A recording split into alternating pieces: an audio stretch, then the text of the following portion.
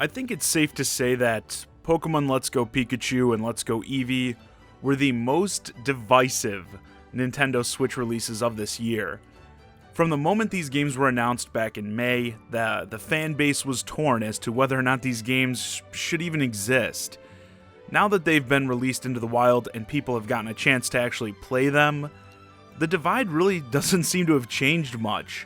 Many are hell-bent on proving that this is the worst game in the franchise, going as far to review bomb the game on Metacritic, flooding it with zeros and 1 out of 10 scores. And on the other hand, there are many determined to defend it as not only a great game, but one that deserves a place among the classic core games in the franchise. As with most things, I believe the truth lies somewhere in the middle, so let's talk about it. We'll start with the visuals of the game, those sweet HD graphics. Something I think everyone has been excited to see is the Pokemon franchise make that jump to HD. What will the Pokemon and the world around them look like with the added power of the Switch?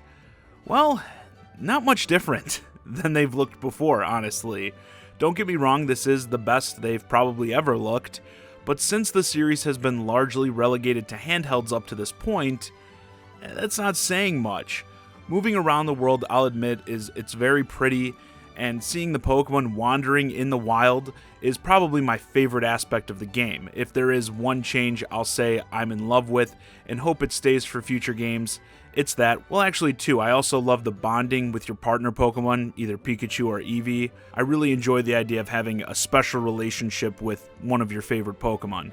But yeah, seeing the Pokemon wander around in the wild makes the world feel way more alive than in past games, as well as makes it easier to encounter the Pokemon you actually want to catch, while also keeping a fair amount of randomness to the encounters. You still have to run around until the Pokemon you're looking for spawns, so I don't think it actually takes away from that randomness excitement either. But once you get into those encounters or do Pokemon battles, I think things do get less impressive.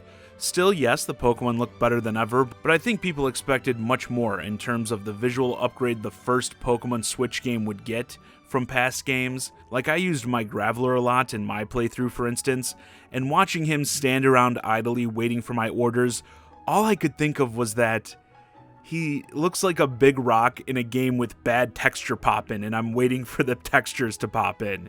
You've probably seen that in games sometimes. If it has bad texture pop-in, things will look really low-res for a bit, and then bam, the textures pop in and it looks much better.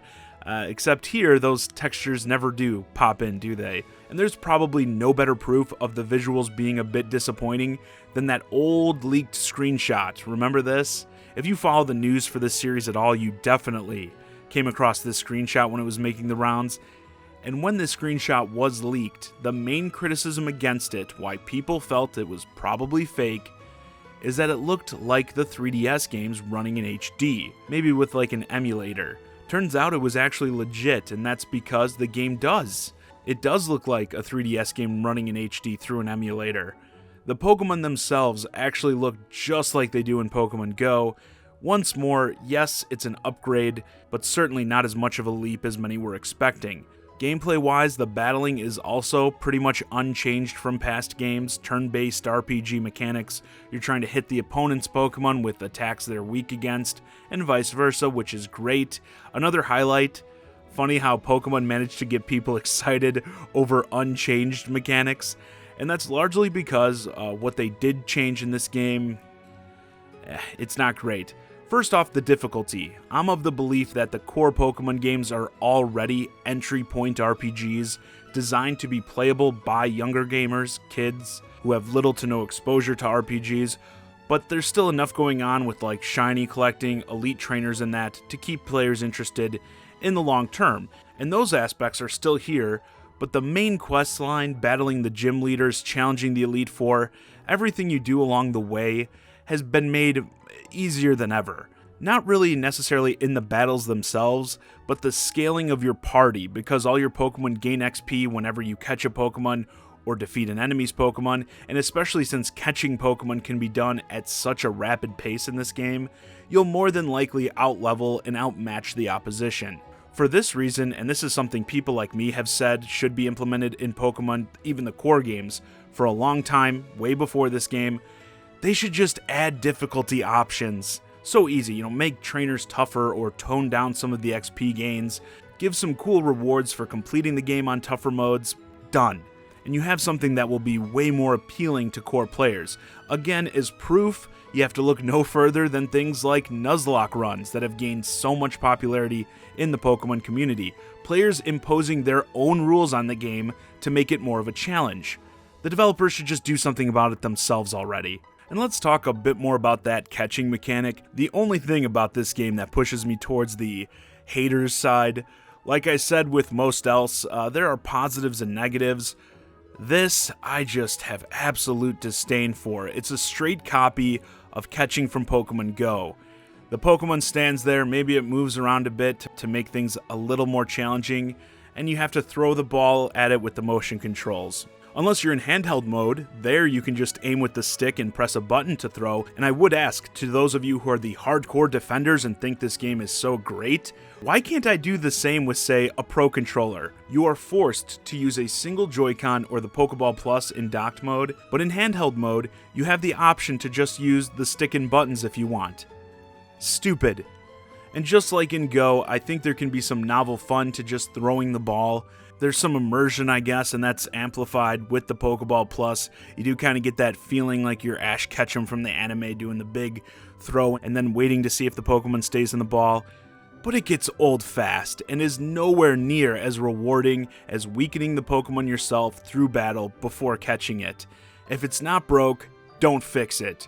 Catching Pokemon has long been the favorite activity of millions of Pokemon players. I don't see why they felt the need to incorporate the Go mechanics, because in Go, I understand it's intended for you to be able to play for a couple minutes or even less at a time, like most mobile games, obviously, so I get why you want things to play as fast as possible.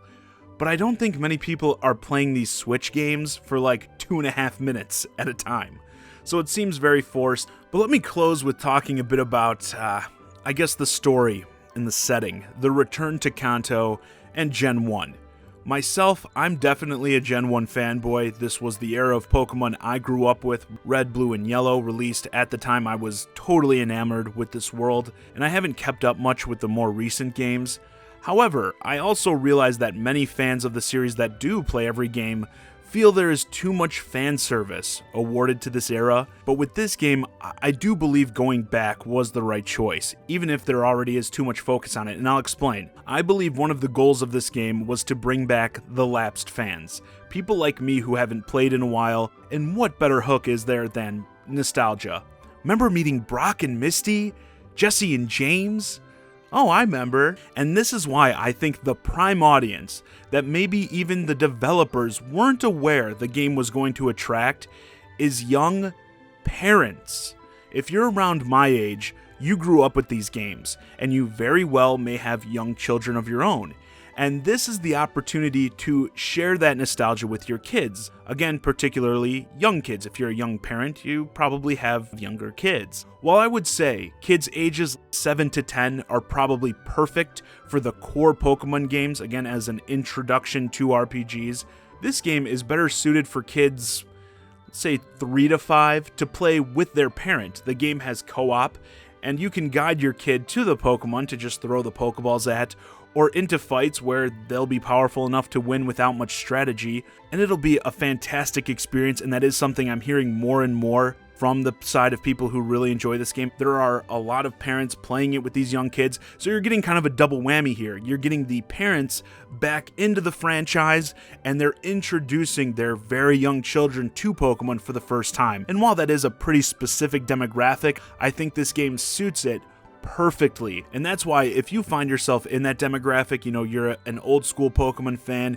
who has a young child, despite all the negative things I've said about the game in this review, I can't recommend it enough. I think this game is going to be perfect for you, and you and your kid are going to have a phenomenal experience. And with that, this video's a wrap. Pokemon Let's Go Pikachu and Let's Go Eevee, they're not a disaster, far from it. Yet I don't think they're going to go down as anyone's favorite Pokemon game of all time either. I do think there's an audience for them that will enjoy aspects that I just can't stand. And for everyone else, we look to 2019. This game did not take the place of that next main entry, and by the looks of it, didn't take many resources away from it either. Hopefully that game will blow our minds, and until then, let everyone who's enjoying this have their fun. Of course, let me know your thoughts on the Let's Go games in the comments. Are you playing them, or are you just going to wait for that 2019 release? Hey guys, I hope you enjoyed this review of Pokemon Let's Go Pikachu and Let's Go Eevee. If you're new to the channel, please consider subscribing, and if you want to keep the conversation going, hit me up on Twitter at JohnnyZakari, and join my Discord, ChiGuy and Friends, link to both in the description below, and as always, thanks for watching.